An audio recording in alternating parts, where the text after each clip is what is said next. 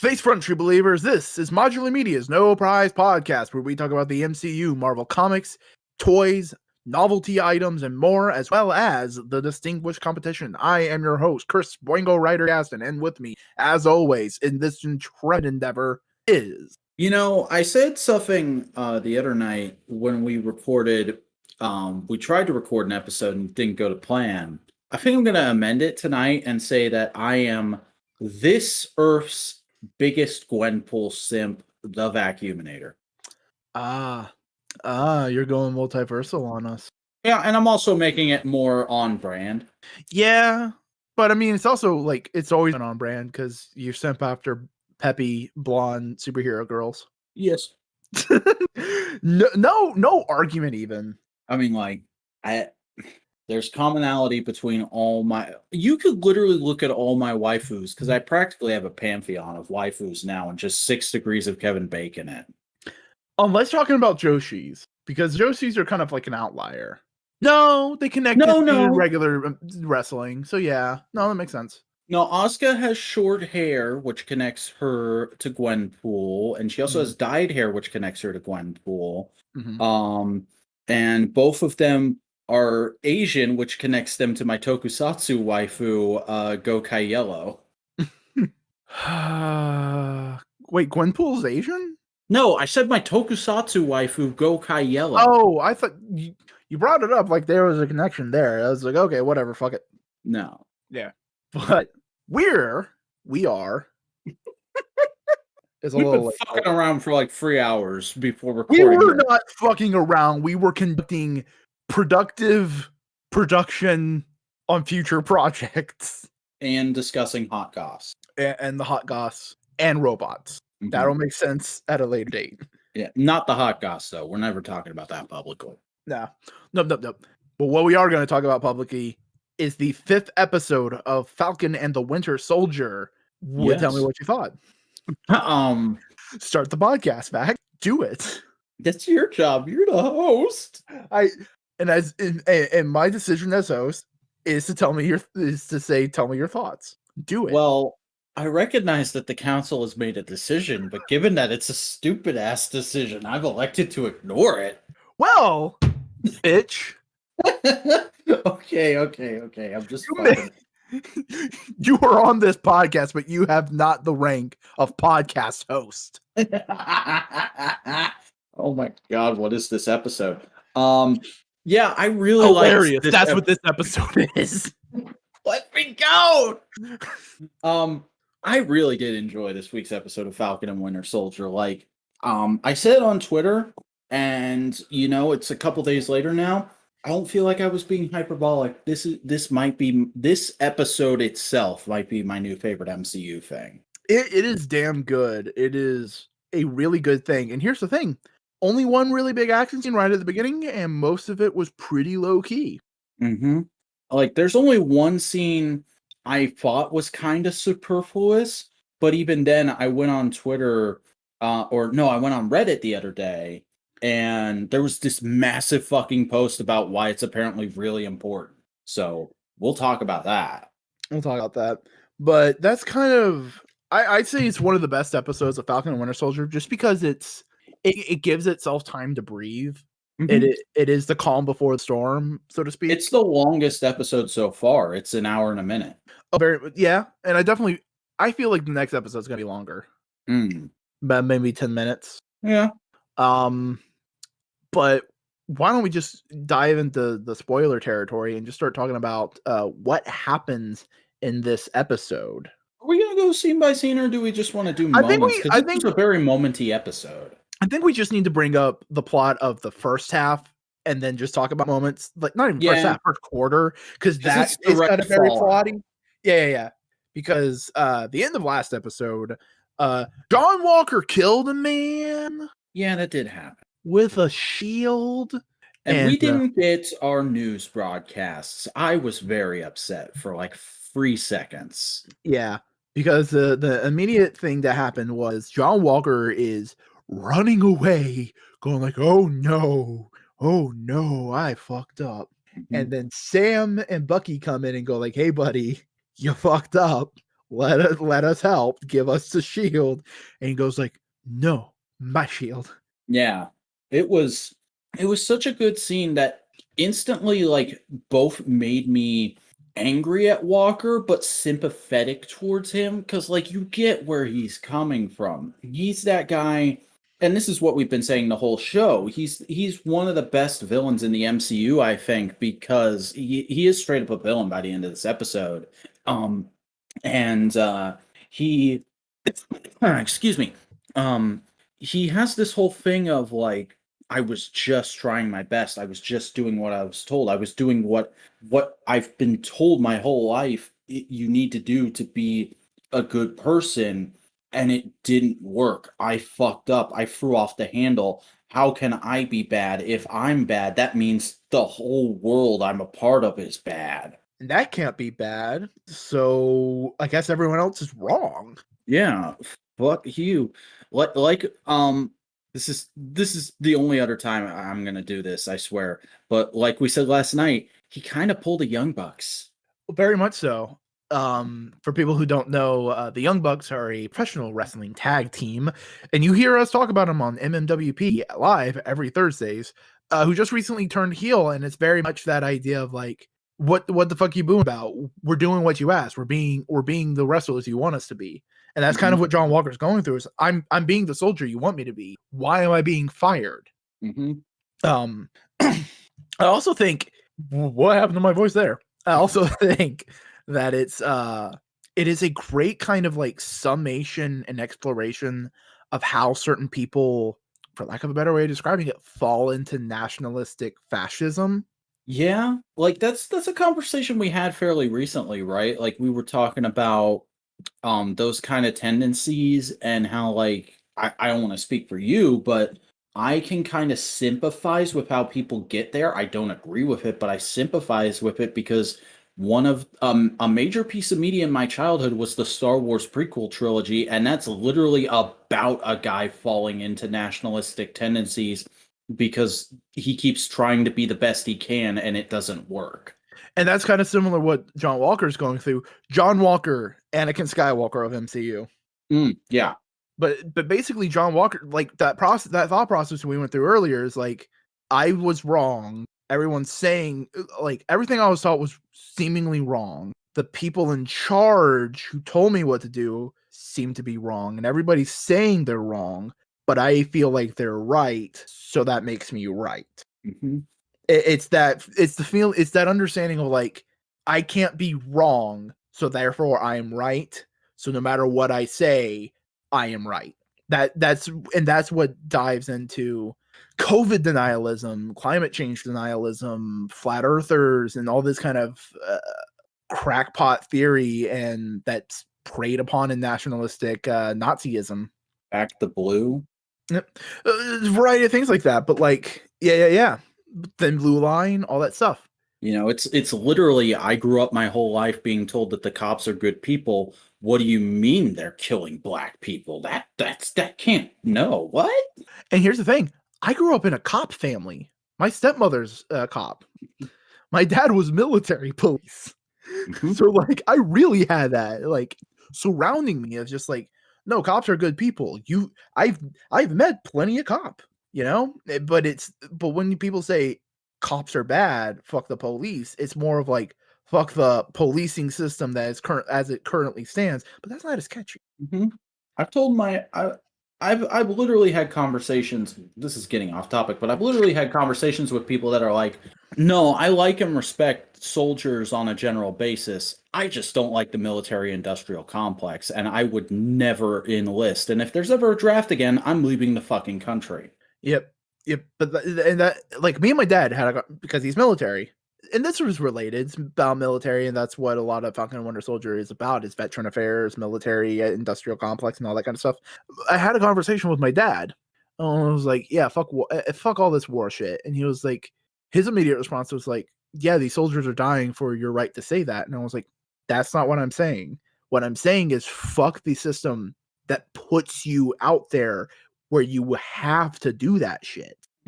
And I think it got into his head when I said, I want a world and I pointed to his elbow because he busted his elbow on tour, and it had to be completely recreated with metal.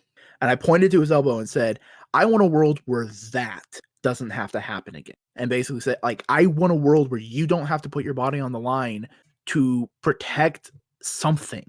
Well, I just want a world where we work together. And he was like, okay, I get that. I understand it now.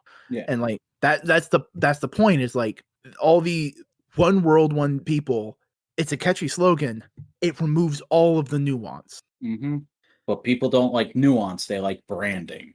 Yeah. And that's a big problem, because like, and that's ultimately a lot of the thing, is people buying into their own hype and buying into their own ideology. That's with John Walker. That's with the Flag Smashers. Mm-hmm. And like, oh, we're barely 3 minutes into the recap. I love it, and we've already gotten this deep. But yeah, no, it's a great conversation between the three of them, where they're just trying to talk him down, and he feels like he's getting backed into a corner. Until finally, like, he starts gearing up because he knows he's in for a fight, and he just goes, "You don't want to do." He gives that classic fucking "I'm trying to talk them down, but it's only going to rile them up" line. You don't want to do this.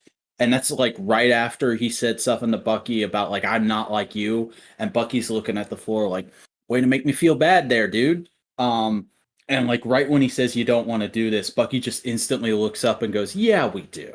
Like, fuck you. Yeah, fuck you. Fuck the horse you rode in on. Fuck the idea that you know what that thing stands for better than his best friend and his other best friend. Like, Bucky has been against this guy since the get-go, telling Sam they should try and steal the shield. And here he is trying to be nice to this guy, talk him down so they can resolve things peacefully, and he's spitting in his face. And Bucky basically does the nicest possible version of, "You know what? I knew you were a bag of shit from the moment I laid eyes on you. Fuck you, I'm gonna fuck you up."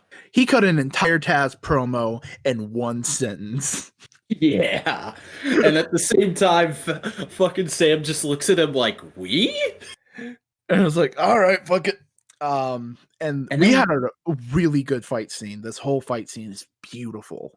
It's basically like it's the fucking Winter Soldier and Cap versus Iron Man fight from the end of Civil War, but taken to the most extreme levels of brutality the MCU can get away with. Especially because there's no Iron Man armor here. Well, Falcon is kind of like an Iron Man armor. He has the Iron Man function, but none of the armor, none of the defenses. Mm-hmm. So there's a lot of like, oh no. And all the while, John Walker's going like, you know what? I like this move of decapitating people with my goddamn shield. Let me try it again.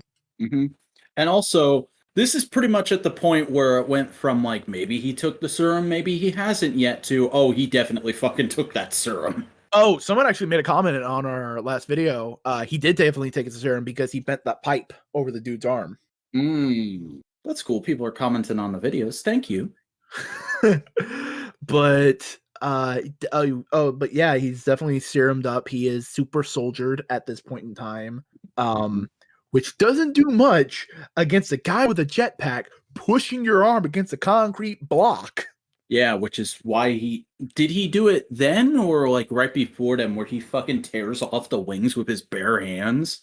I think he did it before. He tears Falcon's wings off, which is a beautiful symbolism of like costumes and superhero stuff represent the ideals of the hero. It may not necessarily visually like line up one to one, but the idea of a costume represents this person is trying to be a hero. And the destruction of a costume can represent a lot of different things. For Spider-Man, it often means he is trying his hardest to the point of his body is breaking down. But this was like fate going, you can't run away from this. You can't just be Falcon. You have to take up the mantle. And like, I love how brutal it was too. Like it was one of those moments where I was like, oh God, if this was Mortal Kombat, I'd be disgusted right now. Yeah. Thank God they were robots. Robot. Also, I was just going to say, like, one quick note. This fight takes place in a warehouse, and I work day to day in a warehouse. That warehouse is about as big as the one I used to work in before the one I will currently work in. That warehouse I worked in had 3 forklifts total. There's a bajillion fucking forklifts in this warehouse. I want to know what the fuck comes in and out of this place. Forklifts. It's just a fucking repair shop. It's just a repair shop for other warehouses' forklifts. But no, eventually Bucky and Sam do get John Walker up on a concrete block, and Bucky is pulling the shield off, and Sam is just with his jetpack, because his jetpack still works, pushing John Walker's arm, and then you just hear a yeah. God, because realistically, the last episode was brutal and disturbing and all kinds of fucked up. Just that the visceral sound of that broken bone against a concrete block, you can just there's a level of visceralness that it's just hard to describe. And there's some great impacts before that too. Like Bucky gets tossed into one of those forklifts, and it's like right on the part that actually extends up. And that's like a layered steel piece. So like I felt that shit when he got slammed into it. I can just imagine imagine that being like a shin gator. But like the fight ends in the most beautiful batshit way of Bucky getting John Walker in basically a power slam position. Yeah, they flat out gave him a tag team finisher. Oh yeah, because Sam's on the other end of the warehouse with the shield. Like he's good. Bucky then grabs John Walker, starts swinging him like a bat, while Sam, full speed with his jetpack, shield in front, cracks the back of John Walker. They all fall to the ground. Everybody in the crowd's going, "This is awesome." What would you call that finisher were they a wrestling team? Ooh. Manifest Destiny. Hell yeah. America, we fucked over a lot of people. But then, like, right after that, Bucky goes straight to the shield, picks it up, and starts wiping off the blood with, like, an almost sacred fervor of, like, I can't believe this happened to my friend's most prized possession. It's almost like trying to wipe the stain off of Captain America itself. The idea of this is a stain on the idea of Captain America, and it needs to be clean. Yeah, and into that understanding, the show kind of goes into basically saying Bucky can't be the one to clean it, because Bucky is just another Sam. Bucky is just another Steve. He's a well-meaning, good, well-rounded dude who listens and understands, and like all around fucking great guy. Or no, I got it wrong because I'm watching the episode on Disney Plus as we're talking.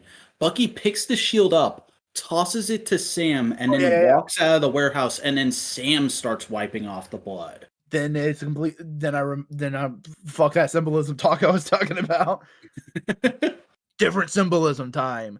It's basically Sam wiping it off and making a new name for it, because like a scene right a little bit afterwards, because that's basically the big plot stuff. They fight John Walker, they get the shield back. That's the end of the plot stuff. The rest of it is more like vignettes and little scenes and moments.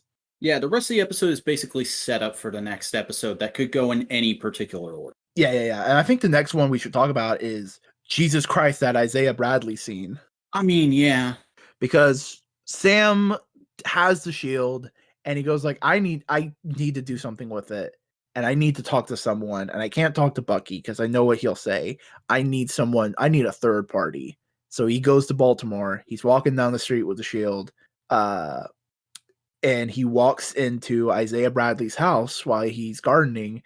Well, first, the nephew, the grandson, he stops him and he's like, "Where are you going?" And he's like, "I'm going to go talk to your granddad. Like, you're not going to stop me." And he's like, "Okay, I'll be in there in a minute." Yep. Basically, don't start shit because I'll be there, that kind of thing. But he walks up to Isaiah Bradley, and Isaiah Bradley goes, "Don't fucking take that thing out of that goddamn bag. I know what's in there. Don't. I don't want to see it." And it's like, ooh, And they just have like a really in-depth, seemingly true and genuine conversation between two black men in this universe of just what the world means and what the universe means to them. Yeah, it's like and it also lays out Isaiah's backstory so well. It's like for anybody out there who, after we saw him in that first episode, who was going like, oh yeah, we need an Isaiah Bradley flashback miniseries or something like that. It's like, no, here it all is out on the table. Yeah. If we shouldn't see it, because honestly, not seeing it just makes it all the more tragic that we won't see it, but also all the more horrific of the things we don't see. Yeah. Because he goes into extreme detail of like how he and his entire platoon were given different versions of the serum just because they were trying to find one that would work, and nobody could figure out why the version he got worked, and him and his platoon were just sent on all these covert missions until finally a bunch of his guys got left behind, and the brass were talking about blowing up the POW camp to get rid of any evidence before it could fall into enemy hands, and so he snuck out and went and saved them. And they just ended up dying anyway. And then after the war, he was put in jail so he could be experimented on more.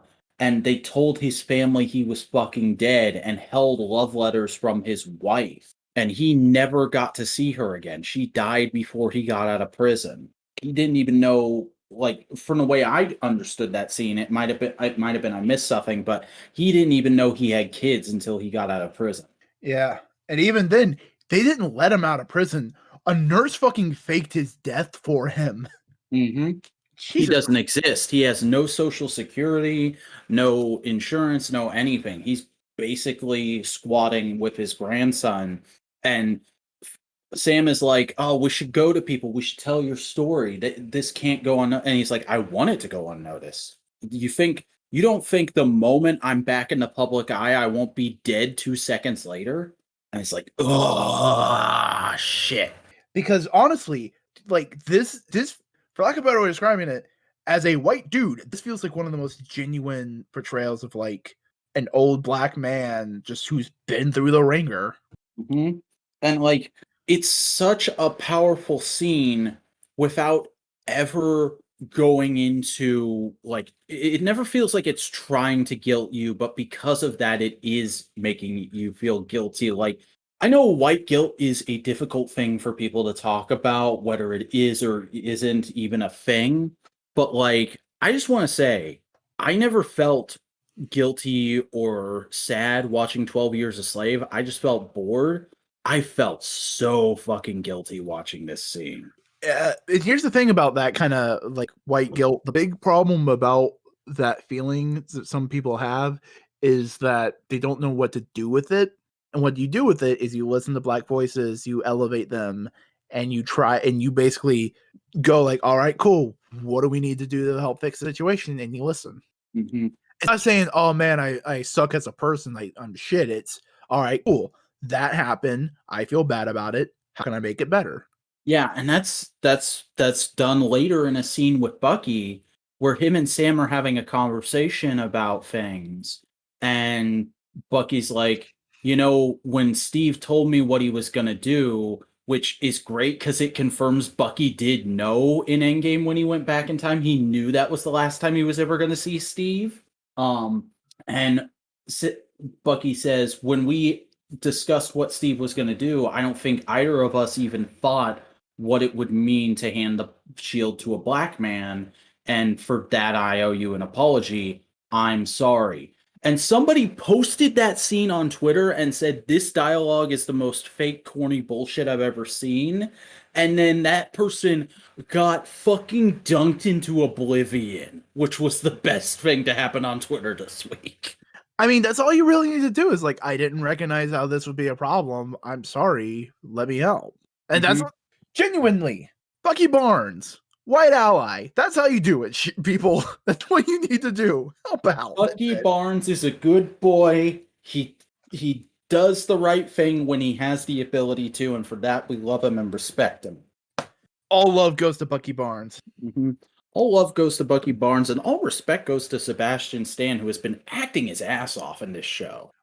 he's been acting his ass off since day one, and he has been one of the unsung heroes of the MCU. Mm-hmm. Same thing with Anthony Mackie. They both deserve this show. Yeah, like this show is basically a Marvel going like, hey, you know these guys we've just been like endearing you to forever? Here's why they're actually really good and not just one-liner machines. Hey, you know these guys that you fall in love with for nearly a decade? Here's their Emmy.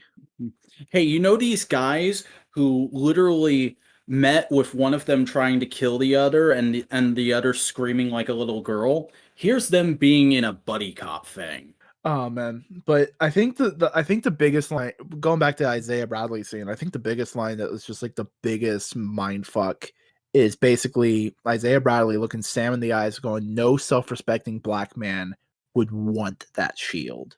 Mm. Of just basically like, this place does not respect us. This place does not love us. Why should we fucking care about that thing? Yeah, he makes a really good argument for why Sam shouldn't take up the shield, which leaves the rest of the episode to construct an argument for why he should take it up. Because ultimately, it's the difference between it's the ultimate thing that people don't understand about Captain America. Because if you read Captain America, you get what he's about. But if you don't, you just see Captain America and you think, what do you think this A stands for? France? No?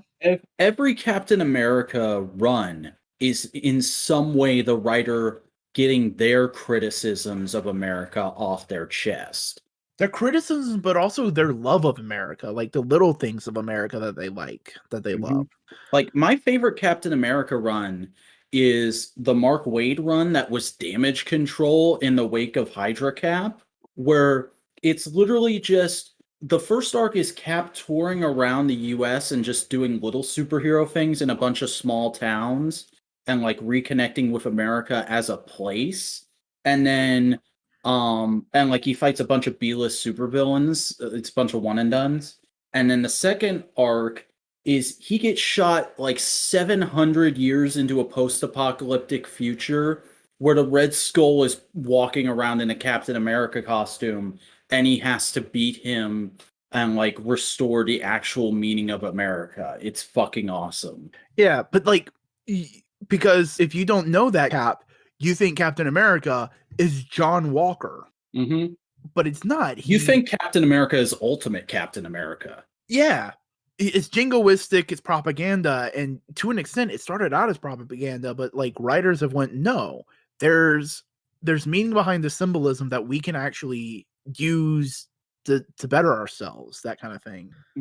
Like, fuck, the original one of the original creators, Jack Kirby, post Cap being added to the Avengers, he had a Cap solo run that was him doing that kind of shit and doing all kinds of crazy progressive shit long before it was cool to do that in most media. Like, there's an issue of Jack Kirby's Captain America, which I've read a little bit of, where Cap hears from Fury that Sharon Carter is in trouble, and he thinks, oh, I've got to go save the pretty lady. And then he shows up, and she's like, what the fuck are you doing? I had this whole thing under control, and you just ruined my mission, you fucking chauvinistic dickhead. And he's like, oh,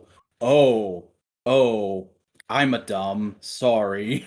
Yeah, it's about that learning process. But like, Sam's whole bit in this episode is just realizing community is important, and you shouldn't rely on hierarchical institutions to solve your problems. Yeah, because after the whole thing with Isaiah, he goes back to New Orleans for a little while, and him and his sister are talking about, like, man, what are we going to do? And we find out that she's having trouble even selling the boat now. And then he realizes they're just talking about their parents, and he realizes, like, oh, everybody really loved and respected our parents for the way they ran their business and the way they treated the community. We probably got a shit ton of favors we can call in. And so they just do that. And then over the course of, I took it as like a week, maybe week and a half, they fixed the boat with the help of the community. And like, they really throw it in as like, anything we can do to help the Wilson family. The Wilson family, like, Wilson family helped us, we'll help them. And that's America. Yeah. Ain't that America? It's you and me. But like, yeah, that's that's ultimately what that bit was about, was just showing banks aren't America. You can't rely on big institutions to prop up community. It is community that does it. Banks aren't America. The government isn't America. The military isn't America. People are America. Yep. Literally, there's a person named America Chavez, and I hear we're going to meet her sooner rather than later in this universe. Oh, yeah. Get us our American lesbian, guys. Yeah. Wouldn't that be great if that was like the title of her next ongoing? America Chavez, American lesbian. Captain America, America's ass. American Chavez, America's lesbian. Yeah. I'm so sorry to all the lesbians listening. And then like Gwenpool's leading her through the white space, and she just sees a panel of herself, and she's like, "That is America's lesbian." Fuck you! I was taking a drink. That was not cool, but I do appreciate the joke. It's a good joke. Yeah.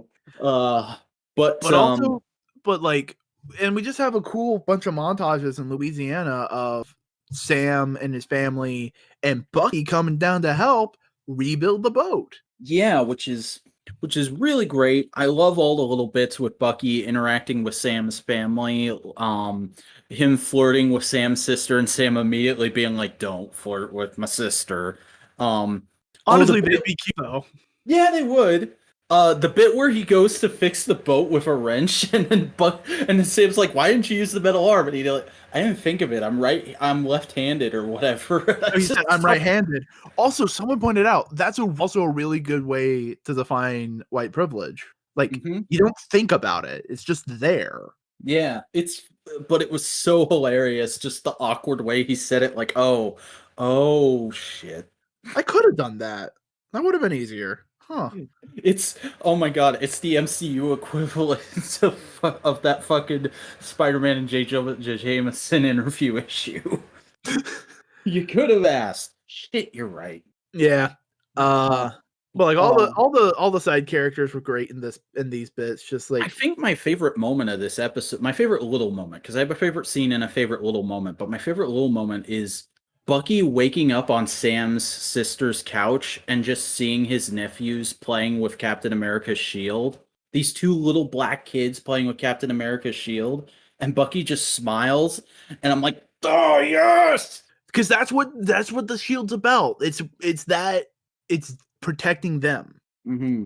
It's protecting communities, protecting the next generation. That's what it's all about, and that's what the show's getting on about. It's like, that's what these heroes should be fighting for. It's not government, it's not state, it's not bullshit, it's people. Yeah.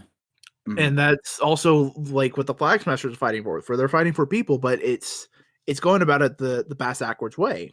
They get the pushback, and so they start lashing out. Like that scene with Kali where she goes back to the place where they were hiding out, and she finds out that the council basically shut the whole place down because it found out they were hiding there. Excuse me, I'm burping.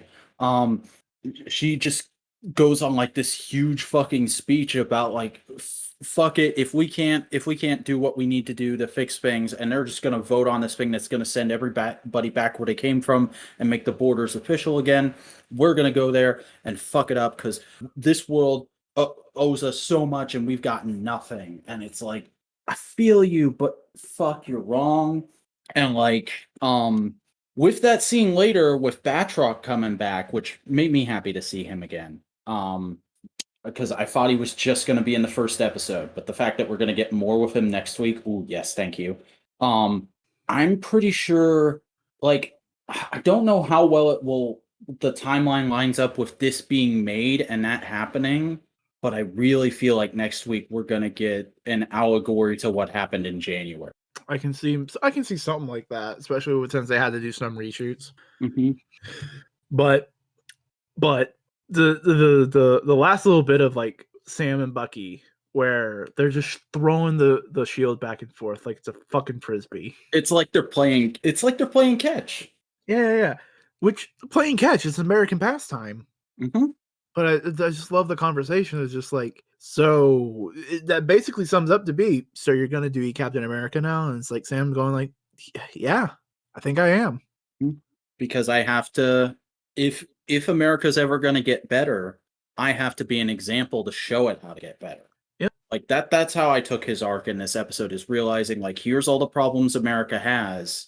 I have to confront them head on and try to fix them. Not in like a fucking just work kind of way, but in like a look at my example and try and do the best you can to keep up. Like he's gonna be Superman, basically. He recognizes that he needs to be a community leader and talk to the community and ask the community what we can do to fix, say, I don't know, let's use a metaphor, the boat of America. Because ultimately, Sam does what he needs to do as a Captain America in this episode, just trying to fix the boat. It's understanding, it's knowing where your strengths are, knowing what you can do. Because he tried to fix the engine, and then his sister comes in and goes like, you know jack shit about this, let me do it. And Sam goes like, you're right, we tried to do our best, we couldn't. And that's part of like understanding what you can and cannot do to solve a problem. It's just like that encapsulates what Captain America is, and it's beautiful. But you know what's amazing?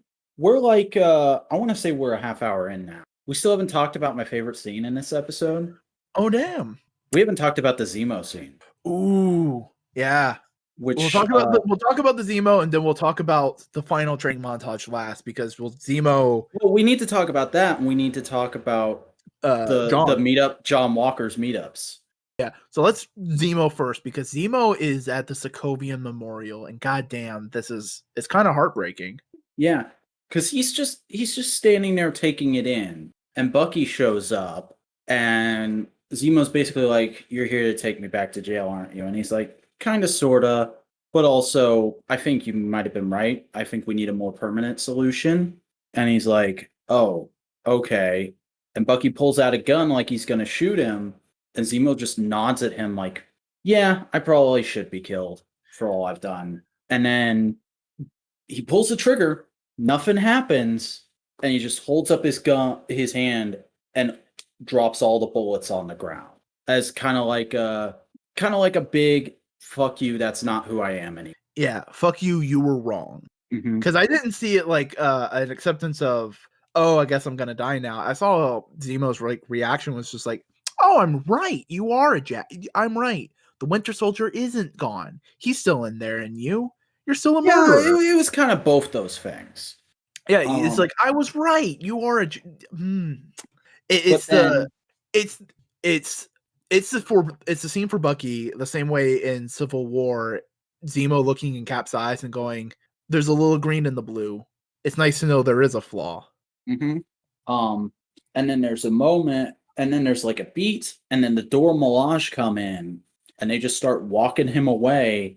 And Io goes up to Bucky and is basically like, yeah, we're going to take him to the raft, because apparently German prisons suck, but it's pretty hard to get out of the raft, as we all know. He'll live out the rest of his days there, and that's going to be the end of that. But, you know, he's still alive, so we could still have him come back in a future MCU project if we want. I got things to say about that, but we'll get to it after a second. Yeah. And then frickin' she goes, you know, considering what happened last week, it might be a good idea for you to not show your face in Wakanda for a while. And Bucky's just like, yeah, that's fair. But I do have one more favor to ask, if it's not too much trouble. And that's where we're left off. Yeah. But I like how the Dora Milaje didn't just go like, yeah, no, Wakanda hates you now. It's just more of like, yeah, you touched the sore spot. Let it blow over. Let it blow over. We understand. We'll ease it over. Things are tight, right? Things are harsh right now. It'll be better. Because I'd like to imagine Bucky found a connection to Wakanda to an extent. I got the feeling that well, it's kind of basically said outright in the first episode where he says he had a little peace in Wakanda. I get the feeling that he found a home away from home there. Yeah. And I'd imagine he wouldn't be in the city all the time, because that might be a little awkward. What's the fuck this American doing here? No, he had a little farm on the outskirts, remember? Yeah. That's what I'm saying. He goes to the farm, he hangs out there. He hangs out. T'Challa has tea with him once a week. Yeah. And like everybody kind of goes like, yeah, no, that's the White Wolf. He hangs out here. If trouble happens, you can go to him and he'll help. Mm-hmm. But the thing I want to say, who says Zemo can't break out of the raft, and who says he can't break other people out of the raft? Who says he can't be broken out of the raft? Because here's the thing: if Zemo's gonna do some thunderbolts, he's gonna need himself a super team. I mean, who else is in the raft right now in the MCU canonically? Because I remember it was implied in Civil War they built it to house like Abomination or something, but it ended up being just there, and that's where they threw Team Cap until they all got broken out in the after credit scene, I think it was. Yep. And then I don't remember it ever being said that any other supervillains besides Zemo were put in there. Abomination. Abomination is in there? I'm pretty sure Abomination's in there. Okay. Vulture's not. Vulture's in a regular penitentiary. Mm-hmm. Hammer's in a regular penitentiary. Fake Mandarin's dead. Oh yeah, that's right. At least I think he was probably killed at the end of that. Either that or like the man was like, you know what, you did a good job playing me. Don't do it again. You want to have some coffee? Yeah, sure. Why not? You know what would be great if they got that same actor back to play the actual Mandarin in Shang-Chi. That'd be so dumb.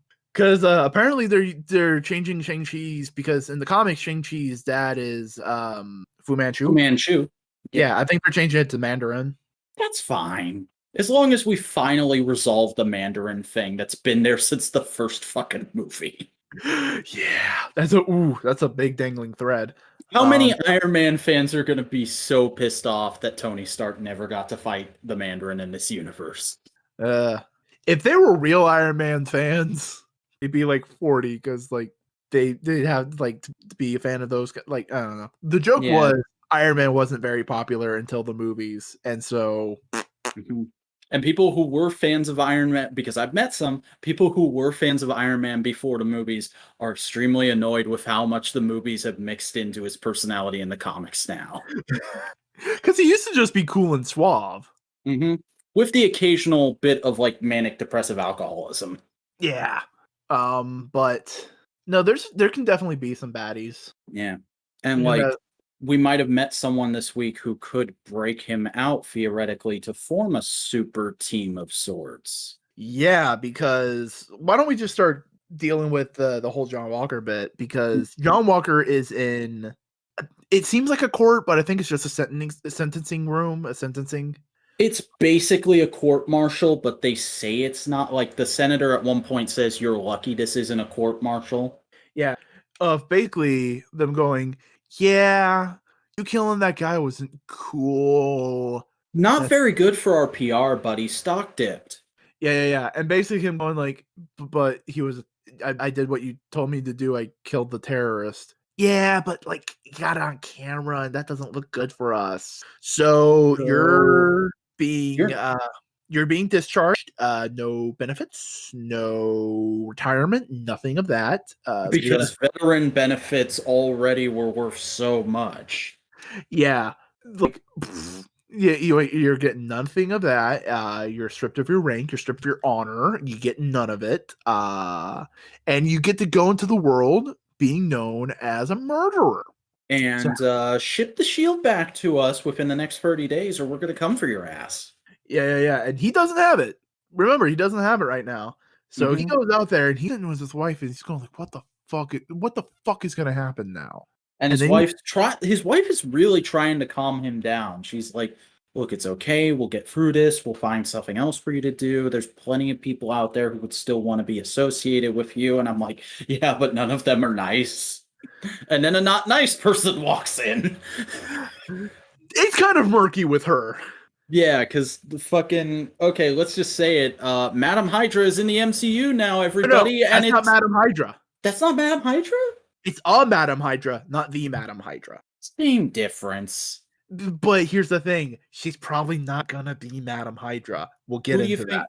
Oh, Jesus Christ. Okay, well, this lady who is played by I forget the character's name, but I forget the actress's name too. The lady from Seinfeld. She is here and she goes like, hey, I know you weren't. I know you didn't fuck up, buddy. I know you were only doing what you were told. I also know you took the serum, which is super cool and makes you really valuable to some people I represent. Here's my card. Let's do lunch. Ciao. I'll call you. Don't worry about it. And he looks at the card and he's like, there's nothing on here. What the fuck? How much you want to bet that's a fucking Avengers card from the comics? That, or it's gonna be like some sort of thing where like you shine a UV light on it and it reveals information. Something along those lines. But like I loved your line of basically like you're gonna do the most important because this conversation is the second most important thing in your life. And the first and most important thing, and she like takes a break second. I mean, other than marrying this fine, beautiful woman right here. Because the whole time his wife is looking at her like, who the fuck are you? Why are you stepping to my man? You're gonna pick up the phone when I call you, which is just great. So this character is Quintessa. I remember Val. I just remember Valentine, and then she goes, "You can call me Val, except don't call me Val. Do it in your head." Which is just a fucking brilliant, like, goddamn, I'm just getting the quintessence from Transformers. That Shark Army. Jesus Christ. Hold on. Fuck it. Marvel Wiki is probably on the front page right now. Mm-hmm. I mean, I googled her and I just saw Madam Hydra, and I'm like, oh, okay, that's Madam Hydra's real name. Cool, Madam Hydra's in the MCU. No, it's kind of, but not really. Because I was watching her and I watched that scene and I went, this is either Madam Hydra or Madam Mask. I gotta Google to figure out which. Yeah. No. Valentina Allegra di la Fontina, Contessa. So basically, she was a SHIELD agent for a while. Makes sense given the way that SHIELD works in this continuity. Yeah, and essentially, she joined Hydra as a Madam Hydra to basically be a double agent for something else. So she wasn't Madam Hydra. She was Madam Hydra, but she wasn't Madam Hydra. So she was, oh my god. She was a SHIELD agent pretending to work for Hydra in the comics, and I bet they flipped it now. It's very possible. But she was also SHIELD's British liaison, worked with, tried to do British Superhuman Act, that kind of stuff. But basically, she's a D-list Marvel character that they can basically rewrite what she's about. Because what I think she is the Dark Avengers Nick Fury. Yeah. Because she's just going to gather up Abomination, Zemo, John Walker, and she's just going to make White Vision. She's going to form the racist Avengers. Oh, God, motherfucker. Also, I did just Google it. The actress's name is Julia Louis-Dreyfus. Yeah, classic television actress, well beloved. She's great. Mm-hmm. And that's also the cameo that the TV makers were saying, like, oh yeah, people are gonna dig this. And like, yeah, no, when I saw her, I was like, holy shit, I know her. That's dope. Yeah, like I'm not a huge Seinfeld guy, but I've seen a few episodes here and there, and I really enjoy the show. And I've seen interviews with her, and she always comes off like everybody's cool aunt. Yeah. But yeah, she seems like she's gonna be an interesting character, and she basically goes like, hey John, you weren't wrong, you did good. And John goes like, I did good. And he goes into his shed, goes, I did good, and he starts building his goddamn shield. Yeah, not before though. Not before he goes to see Lamar's parents, because his wife suggested it, and he fucking lies to them.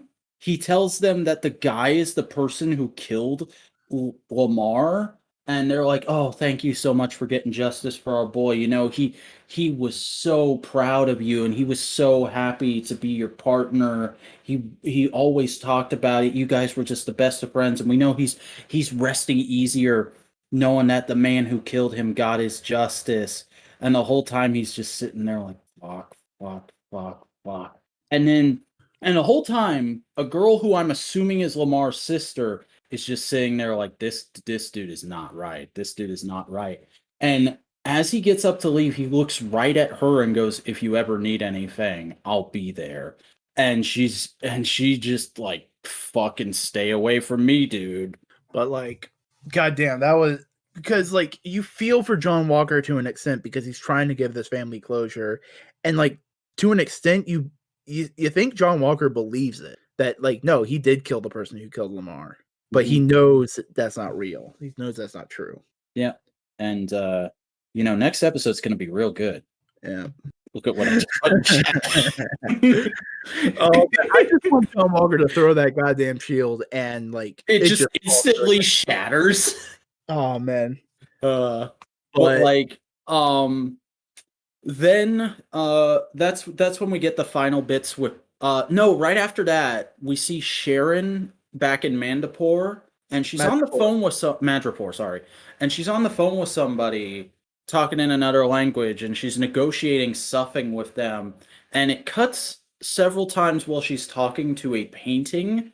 Oh, I forget what it was called, but like somebody on Reddit pointed out that like it's a very well-revered classic painting that is like all about tragedy and the downfall of the Roman Empire and shit like that. And like apparently it has big symbolism for what's going on in this episode. And that post was also like 8 paragraphs long, so it's like, fuck that, I'm not reading the whole thing.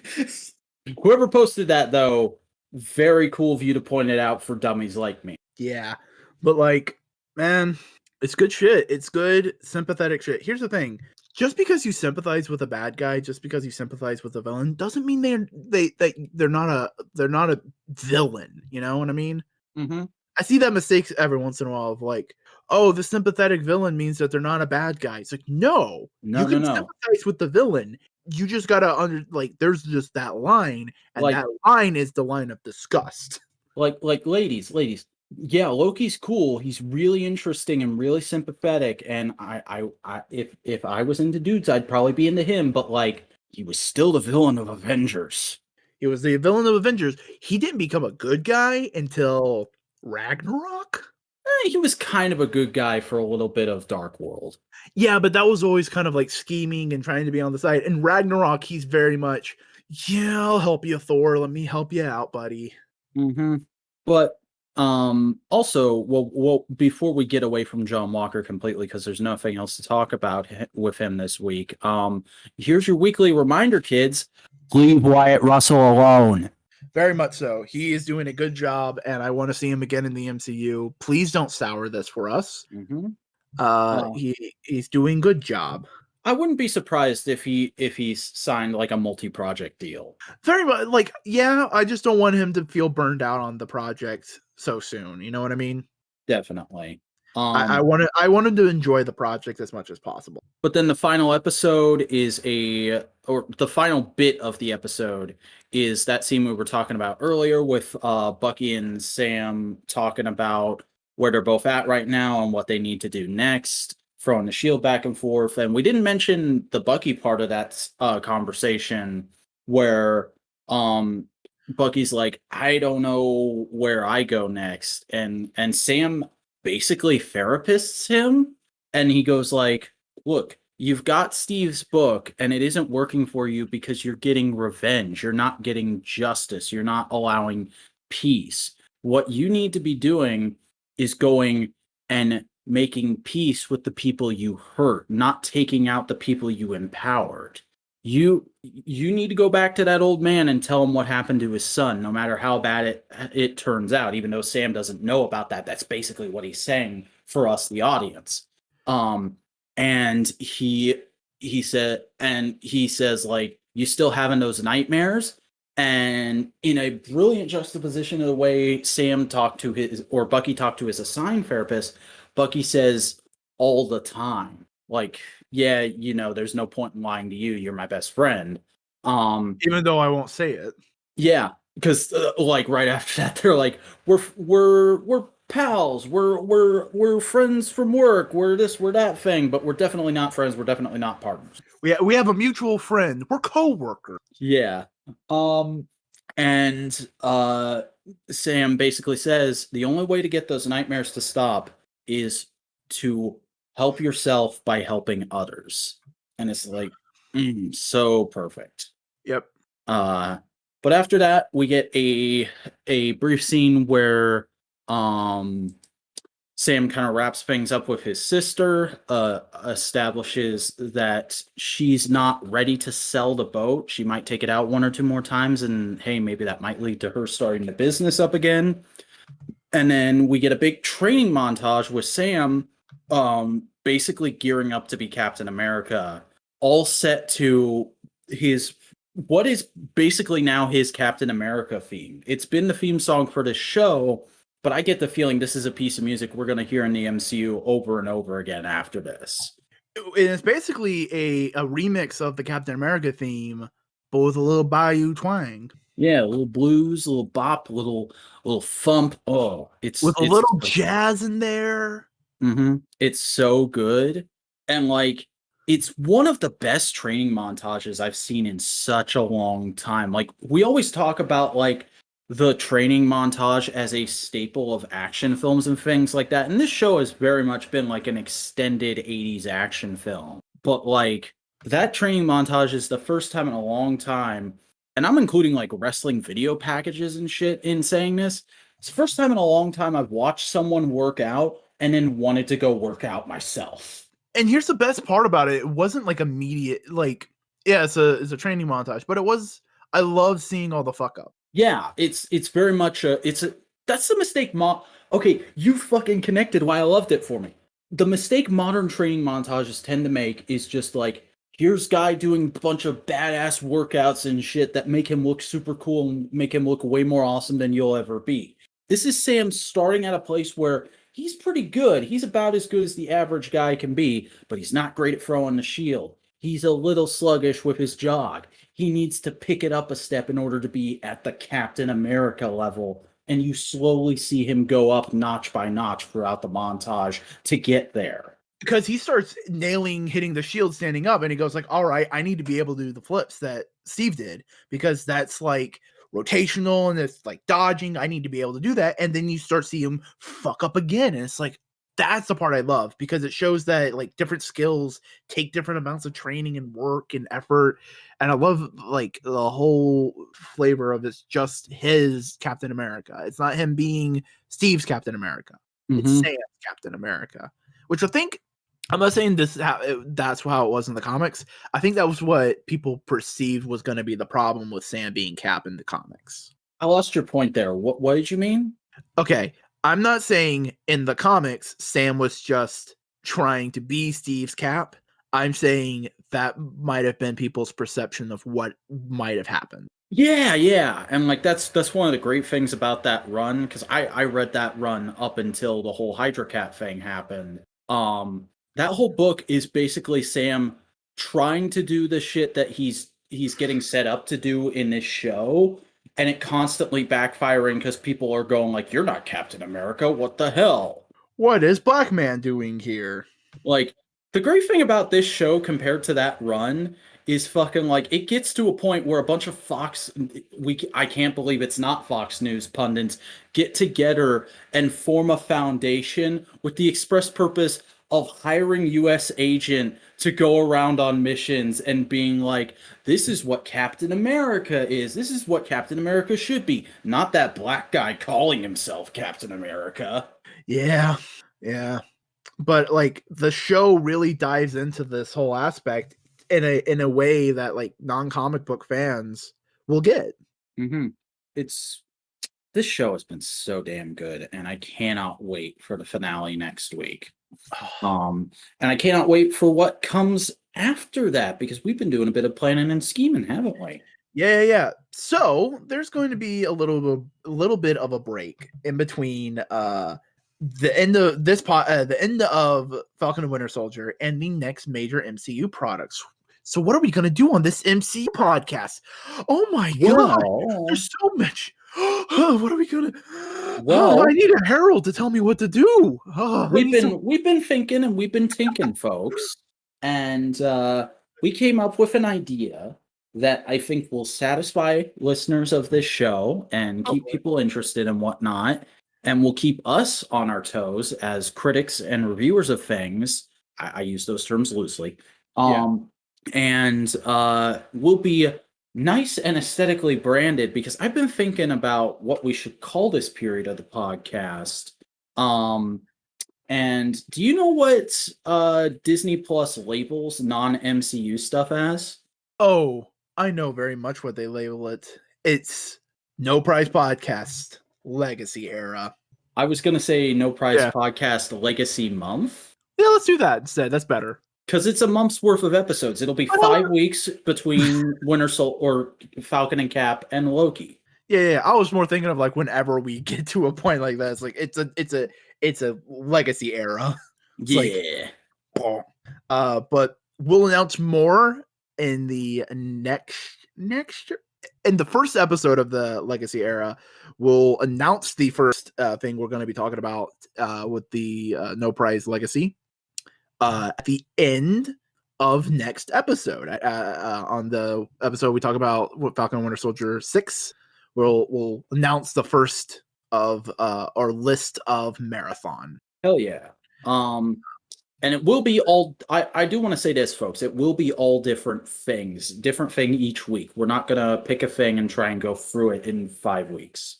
Yeah, no, it's a different thing each week. It's kind of bite-sized bits. It's all Marvel. It's all scrumptious, good Marvel. It's not like we're bagging on shit. It's just like things would go like, no, I want to talk about that. Yeah, we had the opportunity to bag on something, and I said, you know what? Instead, let's do this other thing I haven't seen in a while, but I remember being very good. I mean, we all will eventually have time to bag on things. Eventually, during one of these breaks, we're gonna do the 90s Fantastic Four movie. We'll do Fan Four Stick. We'll do Dark Phoenix. We should do Dark Phoenix and Last Stand in the same episode one day. Oh, you know what we should also do? Japanese Spider-Man. Hell yeah. Like have that as an ongoing thing. We're just brainstorming right now, folks. Like, but yeah, whenever we get into one of these some things that aren't in the running for next month. What? Now they know some things that aren't in the running for next month. Yeah, but guess what? You have to guess the rest. I just threw up some middle fingers. But yeah, no, this episode was great. And one little thing I almost forgot to mention about this week's Falcon and Winter Soldier. Do you remember what happened to Sam's wings? Oh yeah, he left them with Joaquin. Yeah, well, Torres, and basically go like, keep them. I got the shield now, bitch. Which is a great, just simple metaphor for like passing the torch. Mm-hmm. Yep. Young Avengers, it's coming up. Okay, $5. Is he gonna show up next episode as a Falcon? I would not be surprised, but also I'd kind of like they could do it really well, but I'd rather he show up in like the next Captain America movie. You know what would be cool? He shows up and tries to help, and he can't help as much as he wants, and he's just trying to help as many people as he can, and he can't help. And no, he shows up, but he doesn't have the hang of the wings yet. So Sam goes, "Hang back to crowd control. I'll train you later." No, what I was saying is like he's trying to help so much, and he just can't do it. And the after credit scene, we get two of them. We get one, and then we get the other one. The after credit scene, you see him in a garage, and he's just working on the wings. Hell yeah! Also, like I want to say this, I'm really happy that they're giving him the mechanical wings instead of making him a freaky gene splice thing like he was in the comics. I mean, it's a cool look. It works, but like it was weird, and that run routinely went out of its way to comment, "Oh yeah, this is weird. Why did we do this?" We already had a bird person. His name is Peak. Oh. But no, great, fantastic Falcon and Winter Soldier this week, and we should probably get on to some other things. Yeah, any toy news you saw? No toy news this week. I did open a couple figures this week though. Tell me about the Marvel Legends. Yeah, so after that, this week I opened something that I've had for a little bit, but I've just been holding off on opening because I was waiting for the right mood. I opened the Hasbro Marvel Legends Lizard Build-A-Figure Wave Gwenpool, and then because I also had it standing by, I opened the Strong Guy Build-A-Figure Wave Shikla, which comes with Jeff the Land Shark. Nice. And it was really cool opening both those figures at the same time because they released like years apart, but they're really good examples of like the initial female body that Marvel Legends Hasbro Marvel Legends debuted with, and then the updated like teenager version of it that's basically the same body, but some parts are shrunken down and it has a little better leg articulation, which is the body Gwenpool is on. Shikla's on the initial female body, which is still pretty awkward.